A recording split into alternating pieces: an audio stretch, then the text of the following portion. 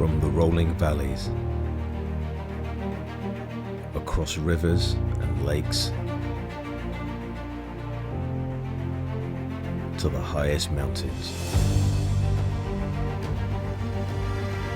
Adventure takes preparation and research. Plan your next journey of discovery for what's to come.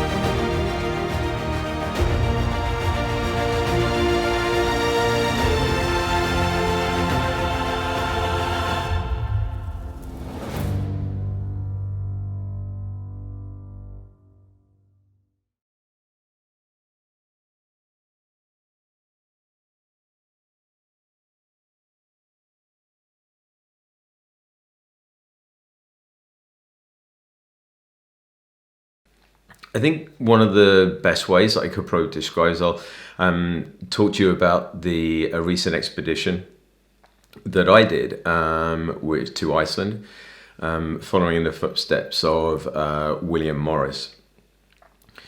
So, as I was saying in the first section, is you've got to remain curious. You've got to have an element of wonder, and the way that you do that is by reading, by watching other people's documentaries, by being informed, by not keeping yourself in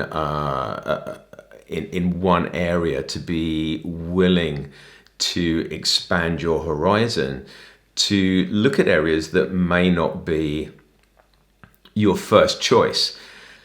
So with the William Morris trip, I spent a lot of time in Iceland, photographing, taking people to Havandalshnúkar, to Skaftafell National Park, visiting friends over there. It's a good training ground for a lot of the aspects of expeditions that I do.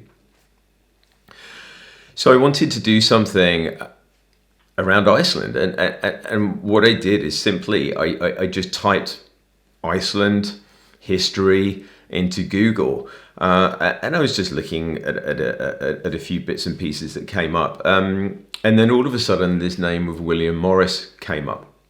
Now, I knew William Morris as a textile designer.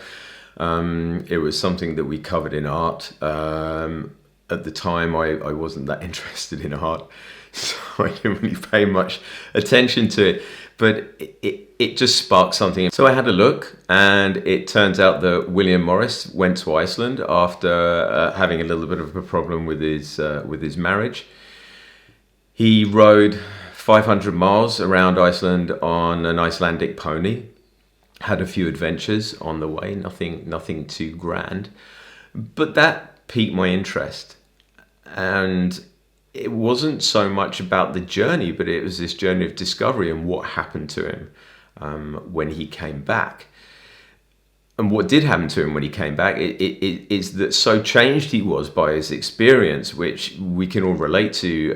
If you put yourself out there, if you have these adventurous experiences, you go on these journeys, they're a growth moment for you as well. And they were for William Morris. And he came back and he became an environmental activist. And also he became a political activist, which is a huge change from where he was before. And even to this day, when you're reading about William Morris, it's not something that comes up very often. Again, as I said earlier on, the more depth and the more layers that you can add into a narrative, that you can add into your journey, the more meaningful it becomes to you, the more meaningful and interesting it will become to other people as well. And also it will give you that motivation to keep going when things get tough. So I had a little bit of a deeper look, did a bit more research into the William Morris story. But then I felt like I needed to expand on it a little bit because it's very interesting for people to hear historically about what a man did and what he managed to achieve. But what does that mean today? How are you going to make that relevant to something today so that people are more interested in it? So what I decided to do in the end was I thought, well, the William Morris trip was original trip was in the 1800s, and nearly 150 years has passed since then and now. What can we do on the basis, or what can we look at on the basis of people and storytelling, which is my kind of area, as to what's changed in that 150 years. And of course, there's a lot of social situations that are current at the moment: climate change, tourism. So there was two things for me to have a look at. So in the end, what I ended up doing was recreating the William Morris journey and doing it on my fat bike. See, all of my expeditions are all human powered. But as I went around, using the William Morris route as a basis for the adventure, the actual depth and the meat of the adventure was doing a compare and contrast between Iceland in the 1800s and Iceland in 2019, when I actually did the expedition, when I went over there, and looking at socially what's changed and geographically what's changed in relation to what William Morris saw. And would the Iceland that is there today, one, be recognizable by William Morris, and two, would it have the same effect on William Morris that it had when he went back in the 1800s? So what I've done there is gone from knowing what area, identifying what areas interest me, finding out what my passion is, what do I want to do, finding something that piques my interest by doing research, being curious, and having that sense of wonder to keep exploring and find that story. But to then look at that story and not just take it on face value and say, what can I do to this story to make it more interesting?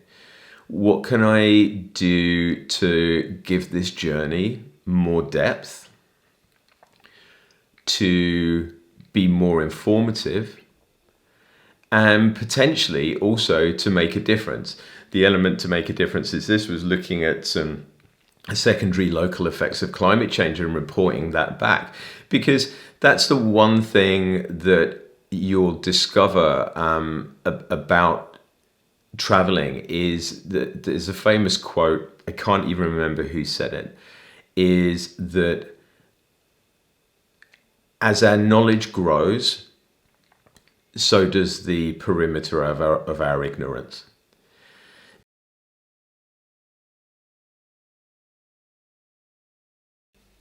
Research material can come from a lot of different areas.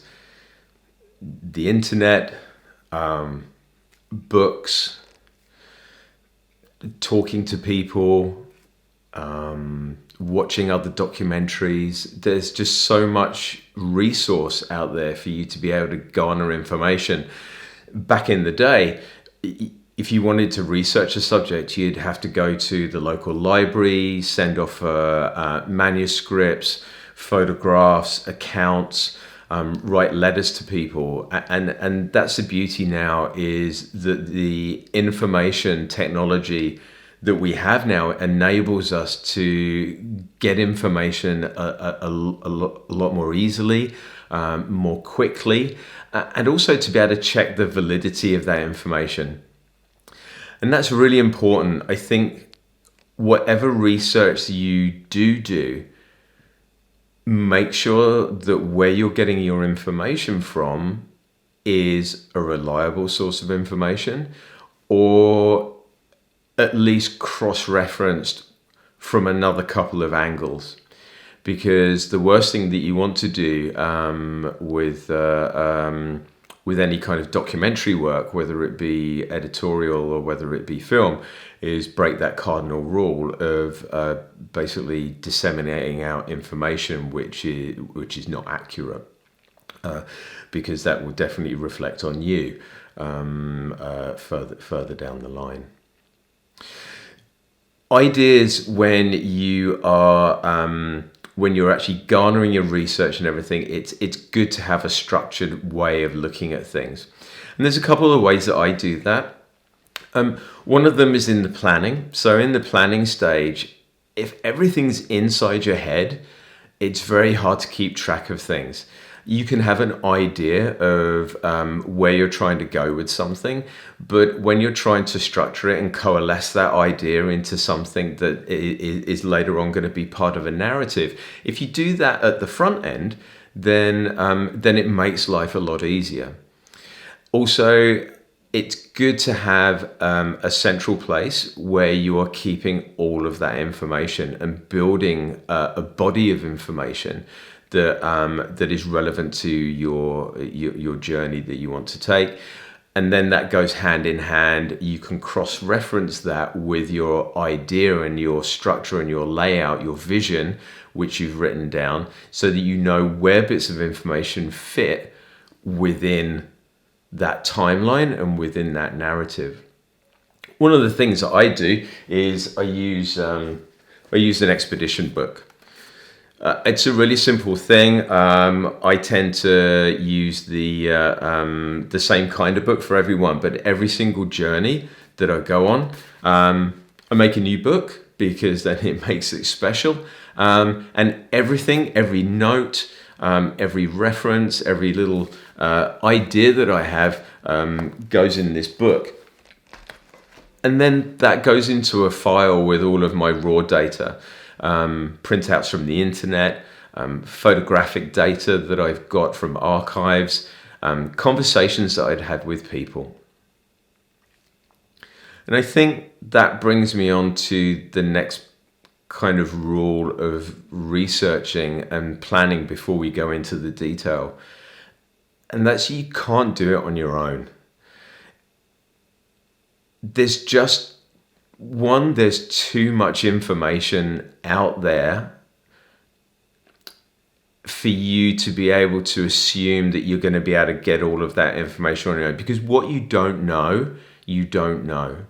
If you start involving other people in your planning, then you bring on another set of eyes and another set of experiences.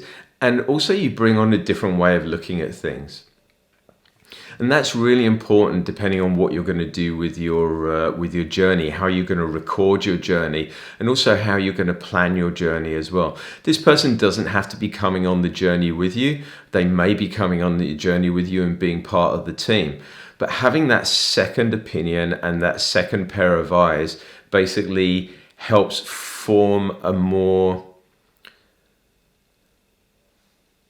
structured and rounded vision that is not blinkered. We all have a very set way of thinking, and if you're just planning the journey from your point of view, you can fall into that danger area where it's becoming biased, especially if you're telling a story or a narrative, or that you are missing opportunities because you're too blinkered and too focused on your end goal. Bringing in that second opinion and that second pair of eyes will actually go a long way to removing that bias or making sure that you don't miss opportunities or another aspect of the story that you may not have realized.